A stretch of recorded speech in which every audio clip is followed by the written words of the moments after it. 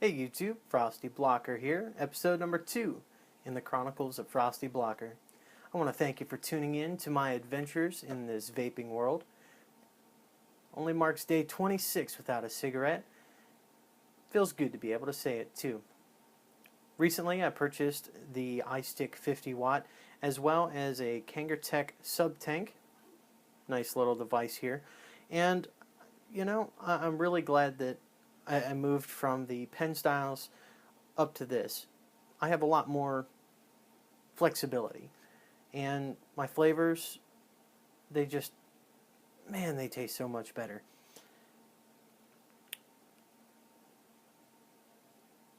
I've had a lot of questions, personal questions that I've tried to figure out and play around with the settings and things like that on my iStick.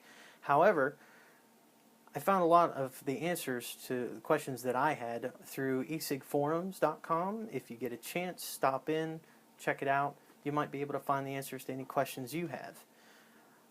If you want to private message me or get a hold of me on there, screen name is FrostyBlocker. It's pretty easy to remember. Right now in my tank, I think I'm in my third fill up. Had it for a couple days now.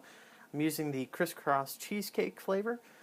I may do a review about that in the future. For the most part, just want to quickly talk about some issues with the KangerTech Subtank. They're nothing major, in my opinion, because I figured out how to fix it. There's a lot of people that talk about leaking issues. I had leaking issues when I first got it. It's very possible that I, figured out what the fix was for it. On this tank that has a slightly rounded edge to it and a mostly flat edge to it that's on the glass. There's a O-ring that sits below it, also having a rounded edge to it, slightly rounded edge, and a mostly flat edge to it. That said, if you, at least for me, take the mostly flat end and the mostly flat end, the glass and the O-ring, put those two together, and it seems to cure the leaking issue. There's a little ring right here, just above the airflow control. That little ring is where I was getting my fluid from, and I haven't seen maybe a little tiny drop, and it might have just been because I didn't have this tweaked down quite tight enough. That's another, what I consider issue, is if you don't quite tweak it down just enough, it has the potential to leak. Outside of that, I love the products.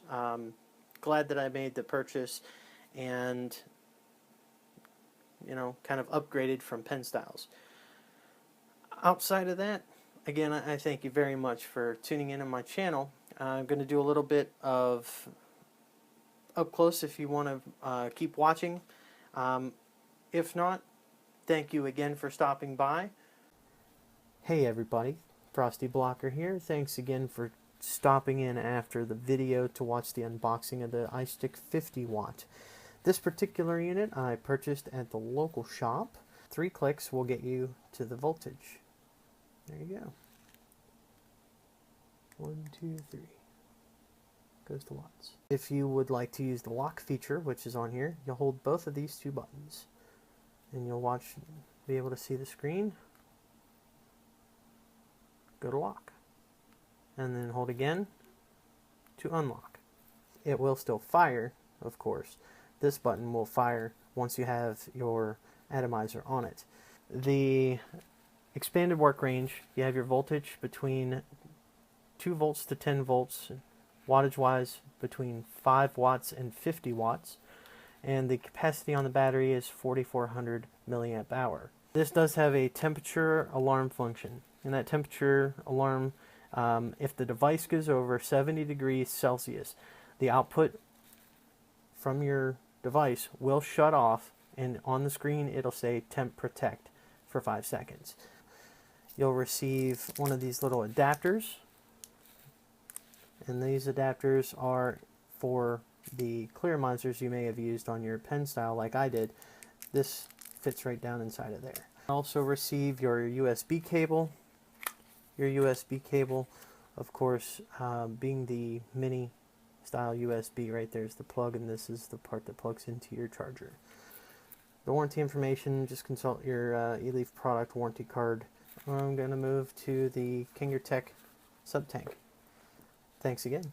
Okay, this here is the Subtank from Kanger. Purchased this at a local shop. First off, I want to explain that inside of here, if you're able to read this or not, which you're probably not able to, okay, normally it does not come with the 1.2 ohm like that.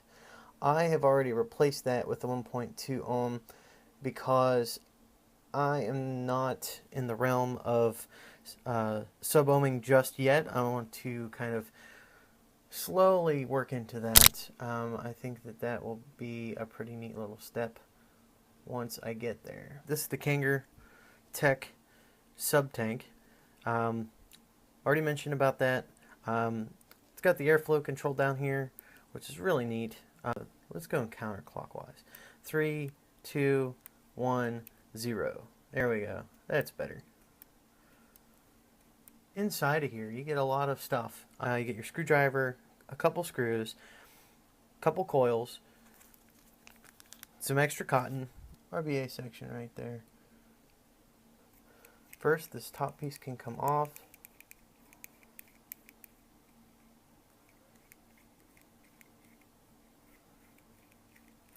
There we go. And you're able to see down in there. And then this piece also comes off. Next little bit right here is the extra little chimney piece. The reason that you get this is to go down into the RBA section. Really nice machining, really clean, and this will allow you to use your RBA section. There's a little rubber grommet inside of there. It'll slide over top of this to keep an airtight seal, and you know, just like with the standard version, it does have your KangerTech written right there. 0.5 ohm piece. I took this out because I'm not ready, in my eyes, for sub-ohming just yet. Last but not least is just going to be the vanity piece. This vanity piece just sits on the bottom of this if you have a different build. Just remember, stay frosty, YouTube.